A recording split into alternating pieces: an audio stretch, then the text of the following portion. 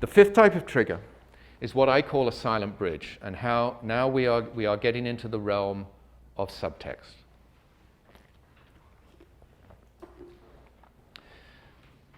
Definition of subtext before we start this.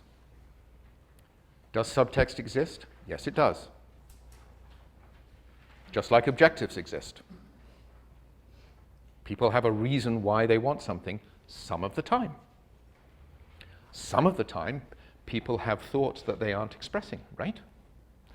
The key thing to understand about subtext is to not make this confusion. And I'm not saying any of you do make this confusion, but it is a confusion that I have come across often.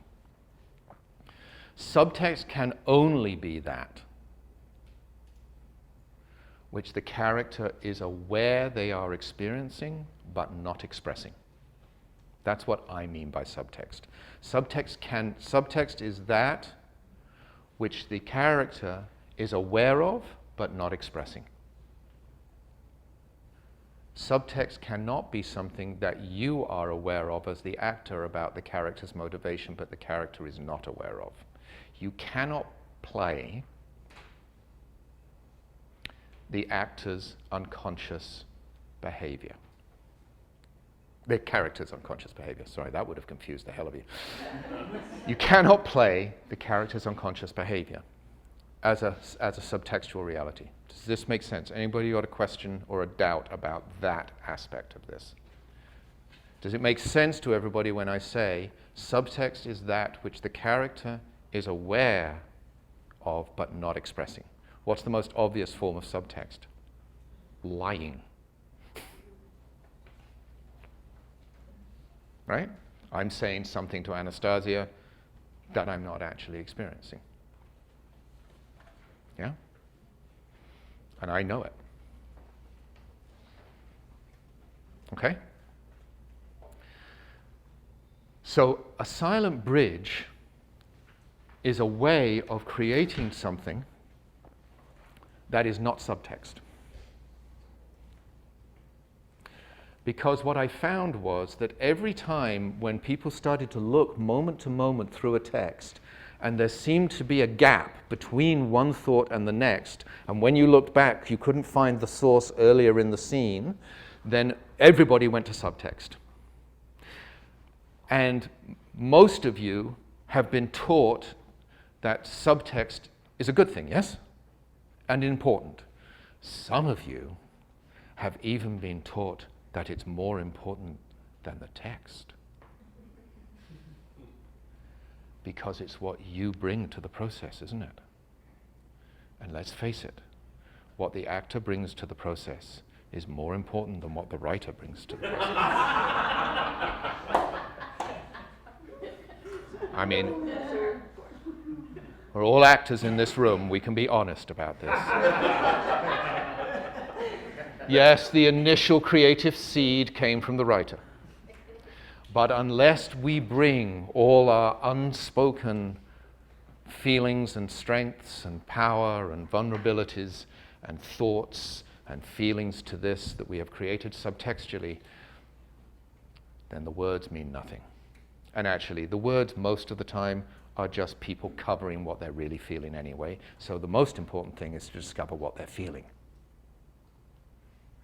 It sounds kind of silly when it's said like this, but the truth is, it's out there, and it's sort of subconsciously, it's like a little drug. It's a subtext drug. So what do we do as actors?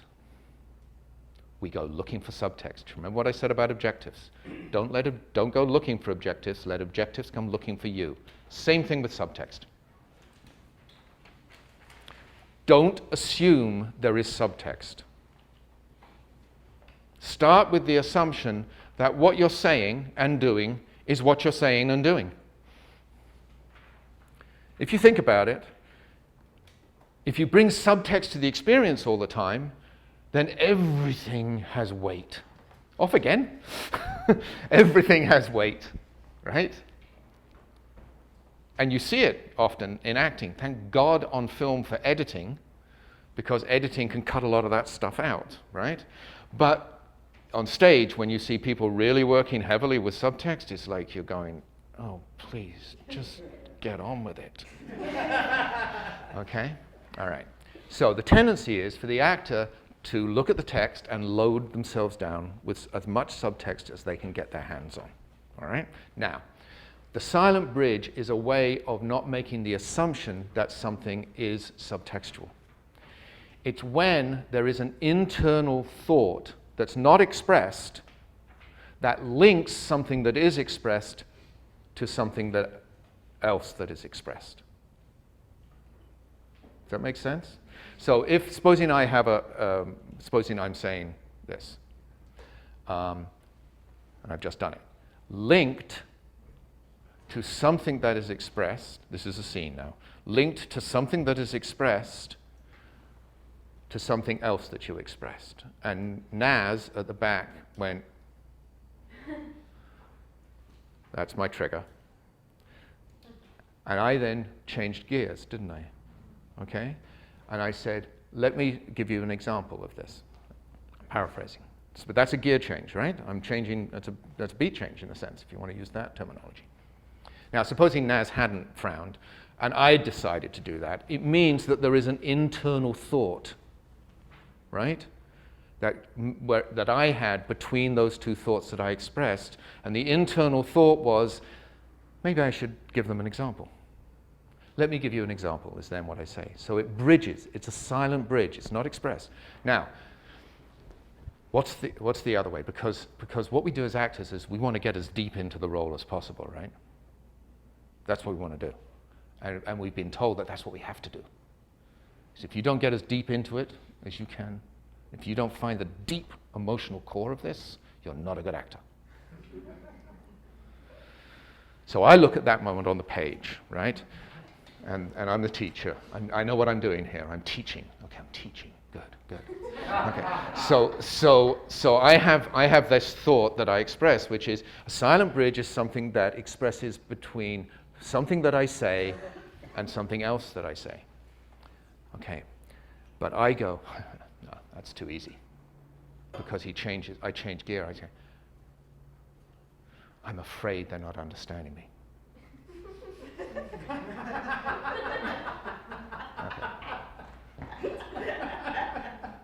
That I can play.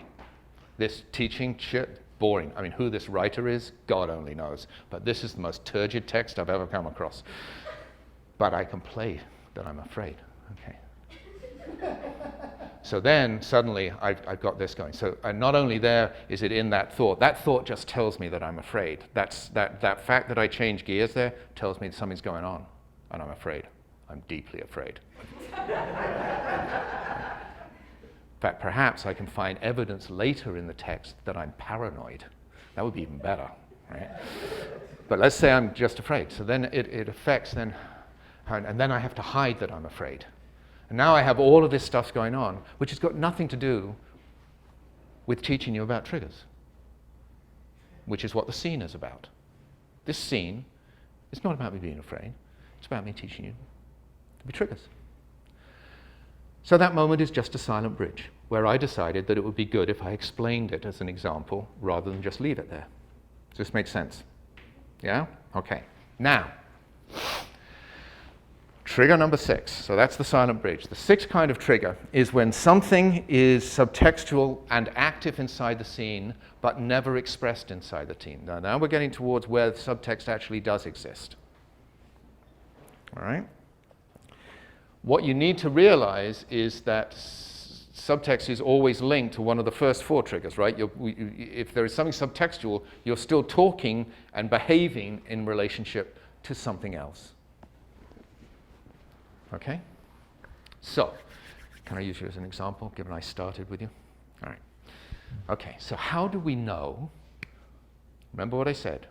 Let subtext come looking for you. Do not go looking for it. Don't create it initially unless you go, it has to be here. How do you know that it's there? Let's take my example of kicking Anastasia's foot. I was playing it when we did that as though it was just an example of something where it's a behavioral action rather than here. Okay, but why did I choose Anastasia rather than Ken? Okay, so how it's revealed that there is actually something subtextual going on here rather than something that's just in the moment is very interesting. It's usually revealed later in the story, isn't it? So if in the next scene, when Anastasia comes to class next, I say, get out. Just get out. Okay, I don't want you in the class anymore. Get out, right? Then I go, maybe there's a reason I kicked Anastasia's foot in this earlier scene rather than Ken's foot. I've got something going on here. What is it, you know? And then Ken's in the same class as Anastasia, and Ken goes, and Anastasia leaves, and Ken goes, what the hell are you doing? Why did you do that? I went, she married somebody else.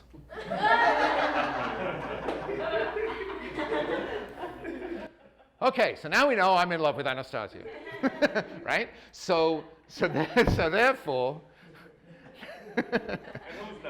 absolutely. So therefore, now I know that actually when I kick Anastasia, there actually is something subtextual going on, right? It's revealed later in the story.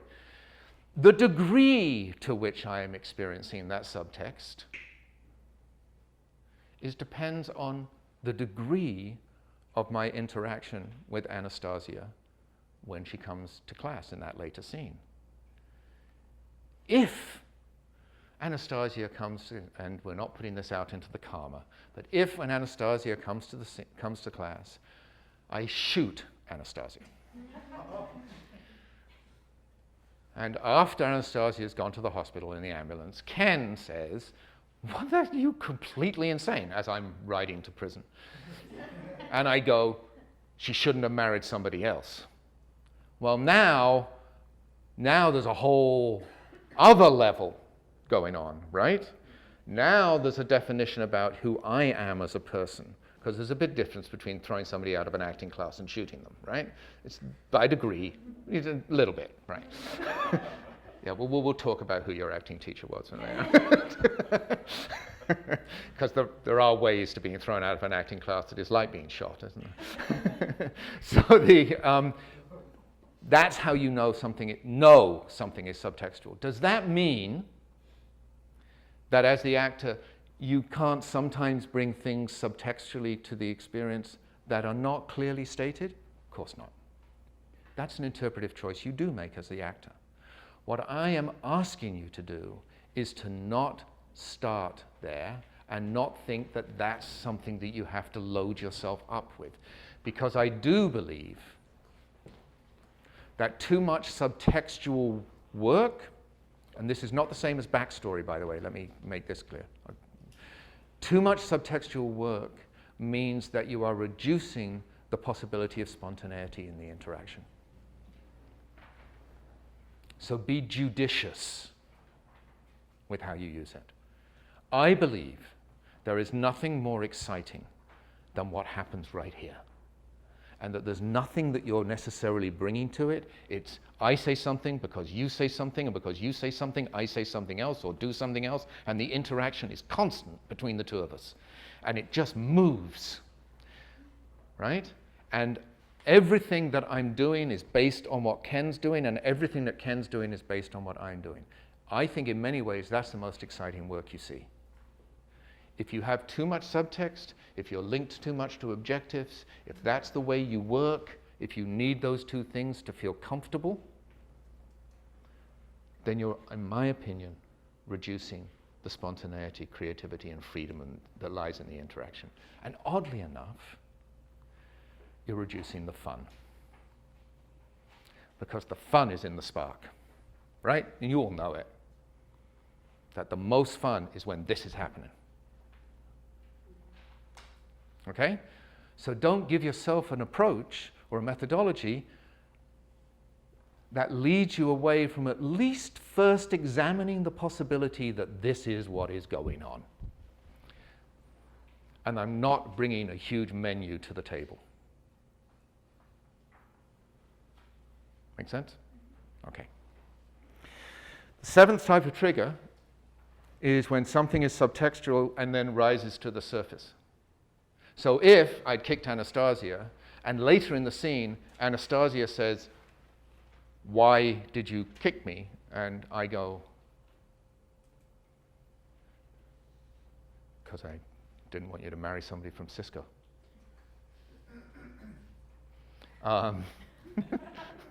It's blurring the lines of my work. Or whatever, right? I do some consulting work with Cisco. It's another thing I do. So that in this interaction, right? That's my answer to her. Well, that's in that moment. It's triggered by her asking me, but there's a decision there, isn't there? Because I know, because it's revealed later in the scene that that's the reason. It's around her marriage. I have a decision to make right there of whether to tell her the truth or not tell her the truth. So there's a struggle that I have inside myself about what I know, I feel, and whether to admit it. And I do admit it. So part of the thing I have to do as the actor is to understand why it is that I admit it at that point in time. Because I could say, I was just using it to demonstrate something, Anastasia. I mean, don't get paranoid. There's nothing else going on. Right? What does that tell you about me? If that was what I said. And then later, I shoot you in the other scene. And then it gets revealed. But let's say in this scene, I don't reveal the subtext. What does that say about me? It says I'm an acting teacher. No. No, it says I'm manipulative. It says I'm manipulative. Right? She asked me honestly, why did I kick? And I don't tell her the truth. I dissemble. I lie.